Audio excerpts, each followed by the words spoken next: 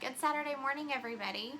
So this is my for fun video, and I wanted to show you something cool that my husband and I bought last week. It's our new 3D printer. So this printer takes something from the computer, and instead of printing it out on a flat piece of paper, it comes out as a three-dimensional object. So let me show you how that works. Here you'll see the trash can robot that we are building in our 3D printer. He has arms and legs, he has a backpack, and he has a laser gun. So you can see this is how the computer will tell the printer what to print, layer by layer. This is another model we have that's a soldier. He's dabbing, so that's fun.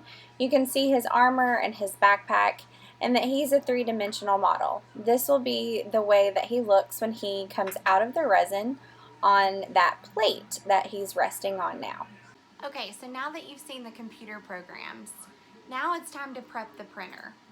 So the first thing I have to do is add this resin. So this resin is like a liquid. When I pour it in there, it's in like a little bitty swimming pool of resin. And underneath that, there are LED lights. And as those lights hit the resin, they turn it from a liquid to a solid. And it does that by looking at that computer program.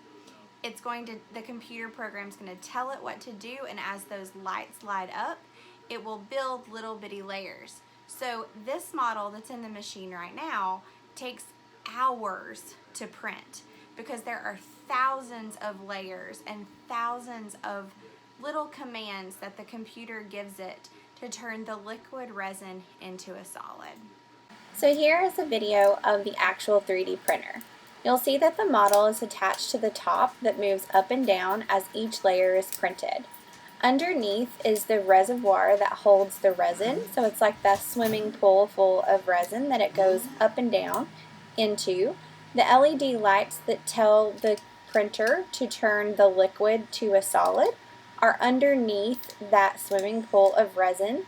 In the picture, the resin looks brown and the model looks brown, but it's actually gray. This process will continue for hours as it goes up and down and builds each layer, and it will finish with a full 3D model. Here you can see a few pictures of our first model as it came out of the resin. It's gray in color, just like the resin that we poured into the machine. You can see how lots of details. You have the arms and the backpack. You'll also notice that some of the pieces look melted or that he's missing legs. That happens when the printer isn't set up correctly. So we will make adjustments and see what we can make in the future. Okay, so once we've waited the hours for the printer to work its magic, we get something that looks like this. So unfortunately, this was our first model, and he didn't turn out quite so well. You can see that he's missing his legs and he's missing the rest of his arm. That means that there's something in the printer that isn't set right. So we have to play with it and put some more models in and just really work on trying to figure out what the printer needs. It's a very delicate machine, so it has to be level. All of the knobs have to be twisted to a certain point so that it can be very accurate as it's building. So this was kind of a mess up. But one of the cool things about mess ups is we can make them into something fun. So my husband, Mr. Josh, he'll take this and he will paint it, and he will making it into something that he can use and still be fun even though he's missing some of his parts. That's the way that we learn, by making mistakes and making the best of those situations. Now that I've showed you a little bit about our printer, I wanted to show you one more thing. So this is a robot helmet that was printed with a different kind of 3D printer. It works a little bit like a hot glue gun. It takes the plastic, it melts it into this shape, and as it cools, it creates the object. You can tell that it's hollow on the inside, and it comes with a lid so that you can close it up. And all of this is plastic that was printed on a 3D printer. This one was made to be a brush holder. See the holes where we can put paintbrushes?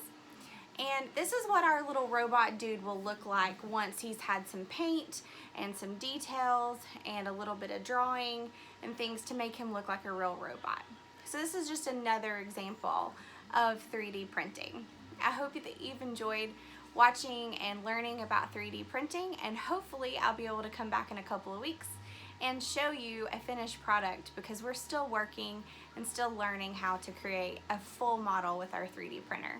Love you guys. See you soon.